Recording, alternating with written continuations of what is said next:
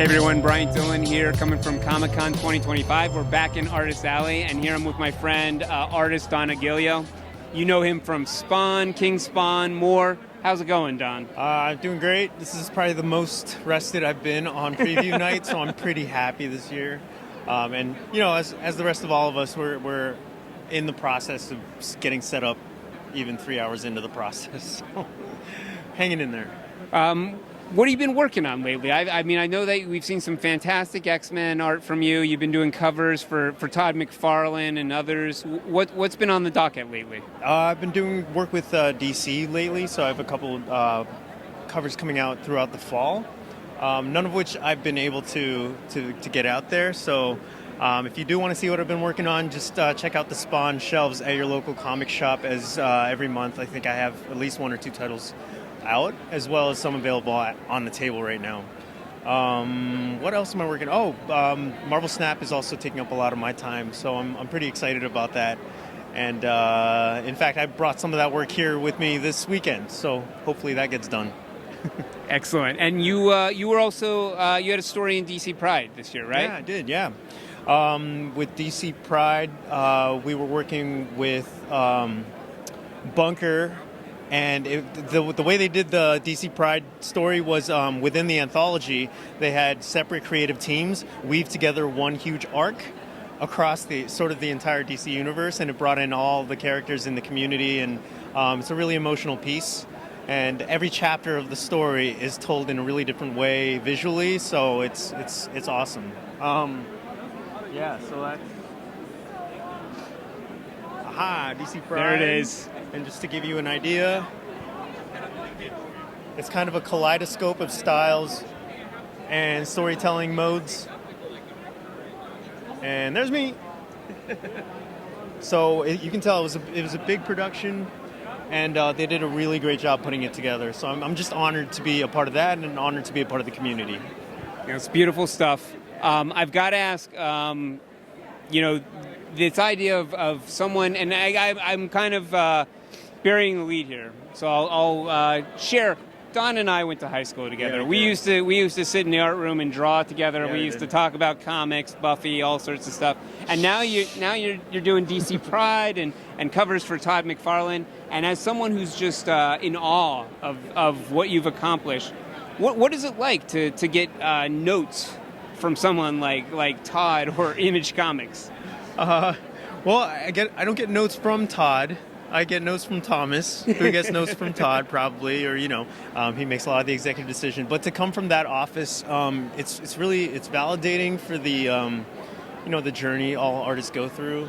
When they say you put your mind to it, I used to not believe that. I mean, a lot of work goes into developing the work, but you also have to find the right people who see you for who you are, and not just want to press you into a form that they want you to be in. And Todd McFarlane just happens to be one of those people who is an artist himself, so he understands what it's like to celebrate your voice, to celebrate your style, and he has ownership over his IP, which means he can do whatever the hell he wants to do with it, and he lets us have a good time with it. So as long as we're having a good time with the world he's created, he's having a good time sort of hosting us in it. And I can't ask for anything better than that. So I'm grateful for that, and I always will be.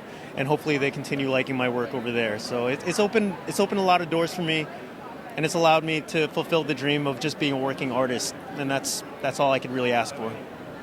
Well, I've got to talk to you about something else as well, because some news broke on the way down here. Yeah. Well, we already as big Buffy fans, we already were very excited about not a reimagining, a resurgence, or what do they call it? Not a reboot, but a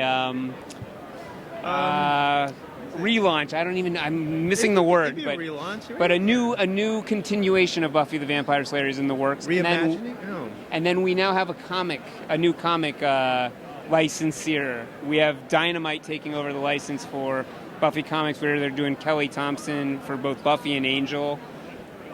What are your thoughts on this? I don't know, this renaissance of Buffy happening, in the last few months or late year. I'm re-inspired. I'm working on my old Buffy piece. I'm giving it a glow up, just to get it back onto the table for Con. I'm so excited for the storytelling that'll come out of this universe again, especially with the creative teams that are coming up for it. I'm excited when Sarah put up the script on Instagram. I mean, she is totally milking the process of fans just like throwing themselves at her about reawakening the entire project. I'm excited for the possibilities for all of us who are in this industry who might have a stake in the storytelling for this universe we love so much, whether that be just sharing the space with it or maybe being involved in some of the creative process. Maybe. Fingers crossed. Fingers crossed. Well, in that same vein, I mean, obviously, there's a lot of things we liked about Buffy, but I think we both talked about the importance of a lot of the messages, and the representation. When we're looking at everything that we're dealing with this year, both as a nation, as a planet, and then I would even say as an industry, because we have the elimination of Diamond.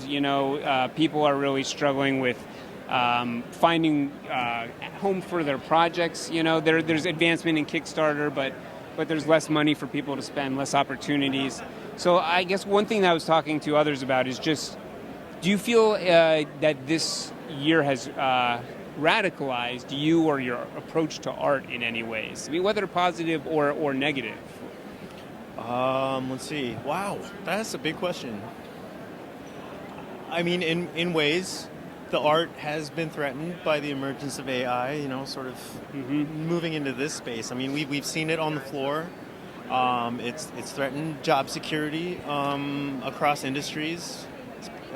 Definitely has infiltrated this industry too in ways that are uncomfortable for some of us, but that has definitely influenced my revisiting traditional work and finding value in sort of the tactile media that I was trained in. Sure, yeah. Looking at my digital work as sort of a necessary tool or solution for the time that I was learning it. Revisiting traditional work is the necessary tool I need to rediscover now, especially with all the projects that are going on right now. Embracing sort of the San Diego, or the Comic-Con space, and knowing sort of the value of our work, not just on a monetary level, for our own financial health, but also what it means to the fans to hold something that's one of a kind. And that's my new discovery this year. And yeah, it is a part of the sort of the socio-political landscape of this industry. What our work means to fans, what the process of our work means to us creating it. So yeah, I don't know if I answered your question, but that's sort of what's happening in my head right now. I definitely think you did. I think there's so many interesting things there that I find in my own approach and others where there is a turn back towards the basics or finding ourselves again. And I feel like with the art, the art aspect of comics, which is such a huge component of it, there is a need to get back to not just the purity maybe of the creation of the art, but as you were speaking to, the idea of why do we create art? What's the purpose of this art? How do you connect with the people here at Comic-Con? It's not just because they're paying you, I would imagine, $20 for a print. There is a connection, a parasocial connection with that character. There's a connection with you as an artist.